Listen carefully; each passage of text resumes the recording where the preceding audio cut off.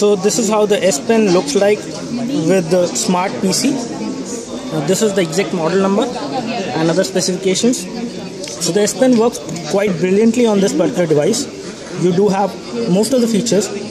So if you open the S Note application, you can actually annotate on different screens and different notebooks which you have in this particular application. If you can see, so if I want to use the S Pen in this particular application, I just show you the demo of it. So you can select a template. You can select a template over here. Okay, you have it.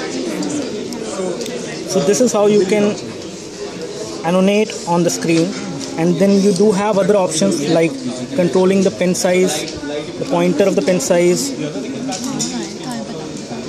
the different kind of pen you can use. You do have the textual options as well, so you can type as well on this particular in this particular application. You do have the option to insert an image, clip art, text box, or any other feature. You do have the option to insert any text by using mic on this particular app, on this particular tablet.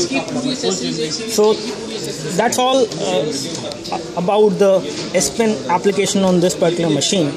Apart from this, it comes with a detachable keyboard, which you can see over here, which gives this tablet a laptop form factor.